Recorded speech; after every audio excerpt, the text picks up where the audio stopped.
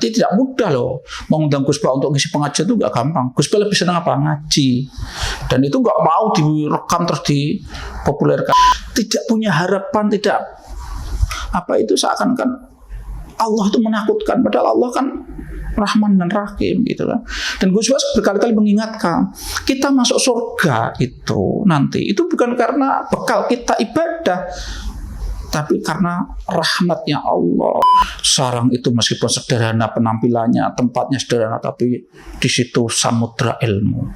Kalau Anda ingin belajar ilmu secara mendalam betul, baik ilmu balaghahnya, ilmu manteknya, ilmu usul fikihnya, tafsirnya, sarang itu luar biasa.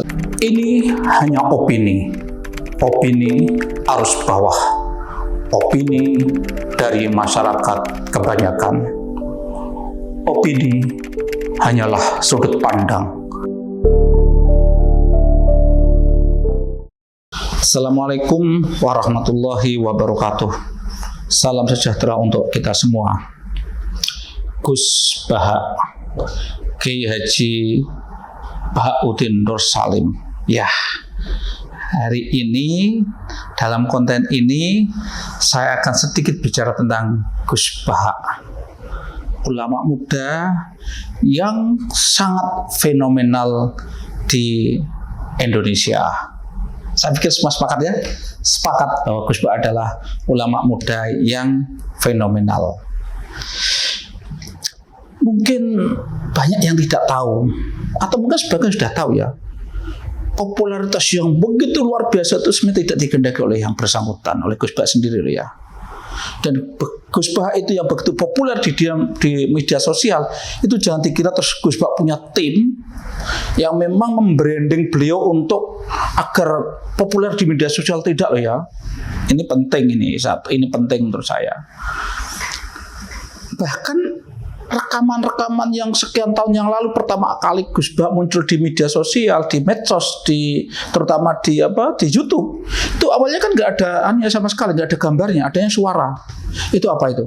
Itu rekaman terjadi kalau nggak salah sekitar 2005-an atau apa. Itu ngaji kecil itu di Jogja, itu hanya direkam.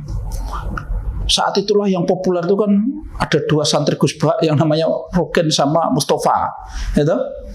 Jadi rekamannya dimunculkan itu bukan sengaja betul-betul direkam dan dimunculkan untuk membranding Gus Bah.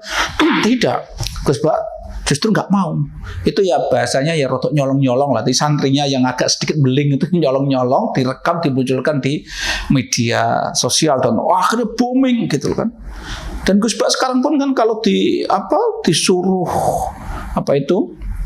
disuruh tampil di pengajian itu kan berat betul. Beliau nggak mau kalau nggak orang yang memang dianggap lebih sepuh, punya hubungan nasab dan seterusnya kan nggak mau, atau mungkin hubungan keilmuan kan nggak mau. Nanti tidak mudah loh mengundang Gus Bah untuk ngisi pengajian, itu nggak gampang. Gus Bah lebih senang apa? Ngaji.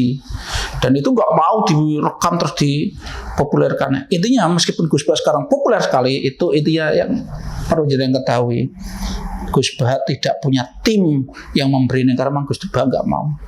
Saya ini alhamdulillah ya sudah sekitar beberapa tahun ini saya ikut ngaji Gus Bah langsung di Narukan. Jadi saya setiap bulan itu 2 kali ya, tiap hari Rabu datang ke sana.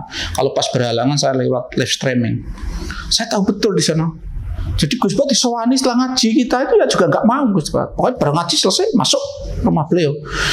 Bahkan suatu ketika saya itu pernah mengusulkan ya, karena yang wajib banyak sekali tempatnya berpencar-pencar, saya mengusulkan agar di berbagai sudut itu dikasih televisi gitu ya, dikasih di handycam terus disalurkan ke TV. Itu aja beliau nggak bersedia. Dulu pernah sekali itu pengajian Gus Bah itu di live streamingkan ya toh, dihubungkan dengan Jogja. Itu pada waktu itu Gus Bah juga tidak bersedia, tapi belakangan kok live streaming kok bersedia, mungkin beliau tahu apa tidak. Tapi intinya yang pertama perlu saya sampaikan di sini adalah Gus Bah begitu populer di media sosial. Kalau ada konten tentang Gus Bah itu puluhan ribu, ratusan ribu ya. Tapi itu justru terjadi bukan karena Gus Bah membuat tim untuk mempopulerkan dirinya, itu tidak. Itu pertama. Tapi intinya yang perlu saya sampaikan di konten ini adalah kita sebagai bangsa Indonesia harus bersyukur dengan munculnya Gus Baha. Ya, karena apa? Dengan munculnya Gus Baha kita menjadi beragama terkesan rileks gitu kan. Perbedaan yang sekarang ini sering terjadi seakan-akan kita harus otot-ototan, itu menjadi rileks di depan Gus Baha. Ya kan? Jadi intinya Gus Baha itu mengapa banyak sekali peminatnya itu menurut saya salah satunya adalah pengajian Gus Baha selalu menampilkan hal-hal yang rileks. Contoh misal begini. Kita itu dulu mungkin diajarkannya dosa kita banyak, kita harus minta ampun pada Allah sampai nangis-nangis. Gus Baha dengan ada mengatakan, kamu kalau minta istighfar itu minta ampun itu sampai begitu kayak nggak yakin aja kalau Gusti Allah itu Maha Pengampun toh. Kok kayak nggak yakin kalau Allah itu Maha Rahman, Maha Rahim, pengasih, penyayang pada kita toh. Kayaknya kok berprasangka buruk pada Allah. Gitu kan. Maka kita harus kita tetap minta ampunan ya sekedarnya, tapi kita harus yakin bahwa Allah Maha Pengampun, bahwa Allah Maha Pengasih pada diri kita. Itu satu ya. Terus kedua, menurut saya Gus Baha itu kuncinya menurut saya adalah selama ini menyampaikan ilmu betul-betul berdasarkan kebenaran ilmu, bukan karena didasari kepentingan tertentu atau mungkin dilandasi karena identitas kelompok tertentu. Contoh misal Gus Baha itu NU, jelas Gus Baha itu NU. Tapi ketika beliau menjelaskan tentang perbedaan ada kunut tidak kunut itu bukan karena NU-nya, tapi beliau menjelaskan tentang bahwa sebenarnya kunut tidak kunut itu bukan perbedaan NU dan Muhammadiyah, tapi perbedaan yang sudah terjadi pada imam-imam mazhab dulu. Imam Syafi'i memang mensunahkan kunut, tapi imam yang lain tidak. Nah di NU sendiri itu imam 4, Imam Abu Hanifah, Imam Malik, Imam Syafi'i, Imam Ahmad bin Hanbal itu empat-empatnya diakui oleh NU. Nah, cuma kadang karena kepentingan identitas sektoral gitu kadang menjadi persoalan yang seakan-akan Gus Baha rileks saja. Nah, ini kelihatannya sehingga dengan begini Gus Baha juga bisa diterima orang-orang Islam secara luas. Bahkan dulu kan pernah kejadian Rektor Universitas Muhammadiyah Malang itu bersama dosen bersama staf itu kan ngaji ke Narukan. Karena apa ya tadi? Karena Gus Baha bicara hanya ilmu, bicara kebenaran ilmu. Maka sekali lagi dengan hadir Gus Baha kita harus merasa ada berkah, kita harus bersyukur. Terus kemudian ini kan Gus Baha mengajarkan kita beragama itu kan harus rileks, menunjukkan bahwa itu senang, kita tuh senang ya beragama itu tidak takut. Memang dulu tuh kita sering ditakut-takuti ya dengan ancaman-ancaman neraka macam-macam gitu kan. Ya memang itu ada ya tidak salah, tapi kalau kita terus begitu itu kan seakan-akan kita itu tadi tidak punya harapan, tidak seakan-akan Allah itu menakutkan, padahal Allah kan Rahman dan Rahim gitu kan. Dan Gus Baha berkali-kali mengingatkan kita masuk surga itu nanti itu bukan karena bekal kita ibadah, tapi karena rahmatnya Allah. Jadi yang penting bagaimana kita berusaha untuk menjalankan semua perintahnya, menjauhi semua larangannya, berusaha karena kita mesti ada kesalahan karena kita manusia bukan nabi. Tapi paling tidak kita berusaha dan kita yakin Allah akan mengampuni seandainya kita masih ada kurang-kurangnya. Jadi kalau kita masuk surganya karena rahmat Allah, itu kata Gus Baha kan seperti itu. Kita dulu juga seringan kamu nanti kalau sholat itu kalau sujudnya tidak benar, kita nggak benar, niatnya ini nggak benar. Oke, itu bukan salah fakih, mungkin perlu juga disampaikan. Tapi kalau kita terbayang-bayangi kesempurnaan ibadah seperti itu, terus kita seakan-akan takut tidak diterima, itu juga nggak benar. Kalau Gus Baha kan mengajarkan sudah kamu bisa wudhu, kamu niat sholat, kamu menghadap kiblat, kamu sujud sudah luar biasa. Ini menurut saya menjadi ringan, menjadi orang senang dan seterusnya. Satu tadi karena Gus Baha lintas sektoral, tidak karena sektarian, tidak membela kelompok tertentu karena hanya menyampaikan ilmu, kebenaran ilmu. Kedua, Gus Baha nyantai, mengajarkan bahwa kita beragama itu nyantai. Karena apa? Kita berprasangka baik kepada rahmatnya Allah. Kita berprasangka baik bahwa Allah itu Maha Pengampun kalau toh kita ada kesalahan. Tapi bukan berarti kita terus seenaknya bikin kesalahan, bukan ya. Tapi kita sudah berusaha dan setelah itu kita kembalikan kepada Allah Subhanahu wa Ta'ala. Saya tandaskan lagi, saya ulang lagi bahwa kehadiran Gus Baha harus kita terima sebagai anugerah, kita syukuri. Karena dulu kita sedikit kembali ke belakang.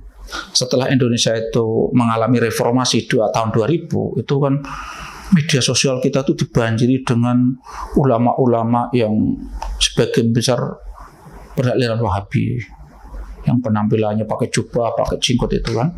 Itu di tangan mereka itu kan agama begitu begitu ketat gitu ya. Karena ini nggak boleh, ini nggak boleh, ini nggak boleh. Sehingga kita beragama itu menjadi berat. Nah, ini kalau umat Islam di Indonesia terus semakin diberi isi seperti itu kan, kita tuh menjadi beragama itu kan menjadi tadi beban. Kedua, memang ini agak sepiringan, yaitu ada ustadz-ustadz yang bahasanya ustadz dadaan, ustadz habitat. Dia sebenarnya nggak layak jadi ustadz harusnya. Dia mungkin ilmu agamanya pas-pasan, tapi dia tuh karena ada menggunakan media sosial, dia membranding dirinya, bahkan membuat tim. Dia membuat tim branding, gitu. Pakaiannya juga dipantas-pantaskan sebagai ustadz. Nah, ini yang kedua ini mungkin tidak menakut-nakuti, tapi ilmu yang disampaikan itu kan bisa menyesatkan, gitu kan. Nah, kalau kita banyak mengkonsumsi ilmu yang tidak benar kan bisa tersesat. Alhamdulillah, di tengah-tengah pada waktu itu sudah seperti itu, apalagi zaman Pak SBY pada waktu itu ya, itu kan Islam politik juga, Islam formalis juga muncul gitu. Itu juga menambahi juga jilbab harus besar, ini kalau ini nggak mau syar'i, syar'i gitu kan. Itu kan agak umat itu menjadi agak ditekan, dipressure gitu ya, menjadi beragama itu berat. Ya tadi saya katakan, alhamdulillah, berkah Allah menghadirkan, Allah menakdirkan ada orang yang namanya Gus Bah. Beragama kita menjadi rileks. Dan ternyata yang betul ketika Gus Bah tampil itu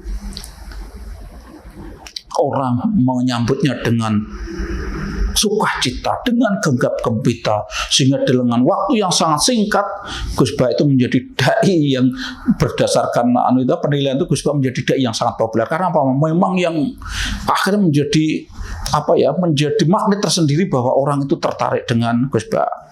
Oke, kita bersyukur betul adanya Gus Bah itu, dan kita harus bersyukur bahwa Gus Bah itu seperti kita ketahui lahir dari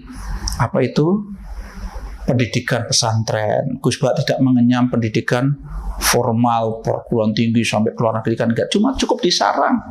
Tapi memang kalau kita kaji ke dalam tuh, sarang itu meskipun sederhana penampilannya, tempatnya sederhana, tapi di situ samudra ilmu.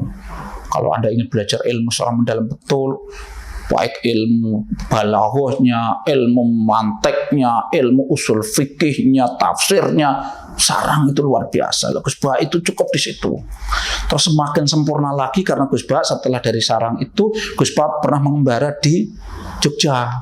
Di Jogja itu Gus Bah tergabung dalam lembaga tafsir Quran atau pemilik UI, dan memang di Jogja itu kan banyak intelektual luar biasa kan. Gus Bah kelihatan berinteraksi dengan mereka, terutama kalau Gus Bah menyebutkan kan, Gus Bah dalam satu tim di tafsir itu kan bersama Profesor Zaidi Dahlan. Beliau adalah alumni Al-Azhar, beliau ahli tafsir, beliau pernah jadi rektor IAIN Jogja. Kelihatannya Profesor Zaidi Dahlan itu menjadi mitra diskusi luar biasa bagi Gus Bah. Kata Gus Bah kalau diskusi sampai berjam-jam. Kelihatannya itulah menjadi lebih wawasan Gus Bah menjadi lebih luas lagi, lebih sempurna lagi. Yang dulu bekalnya sudah bagus dari sarang, ditambah dengan bekal yang berinteraksi dengan kalangan ahli tafsir, tapi dari pendidikan formal seperti Profesor Zaidi Dahlan. Dan kealiman Gus Bah ini sekarang sudah diakui oleh banyak orang. Profesor Dr. Quraisyab yang punya tafsir Al-Misbah yang kita ketahui sebagai ahli tafsir itu juga mengakui keahlian Gus Bah, kemampuan kealiman Gus Bah. Kalau Pak Quraisy melihat Gus Bah itu alim dalam hal terutama ini, mengambil hukum fikih dari Al-Quran. Tapi sekali lagi intinya dalam konten ini saya ingin mengajak kita semua, ayo kita semakin banyak mengaji dengan Gus Bah tadi, biar kita dapat ilmu yang sanadnya jelas, kita mendapat ilmu yang perspektifnya luas, tapi kita juga tadi mendapatkan sentuhan agar beragama itu lebih rileks, lebih nyaman. Sehingga kita itu, harapan kita kan di dunia kita nyaman, nanti di akhirat kita juga nyaman. Assalamualaikum warahmatullahi wabarakatuh.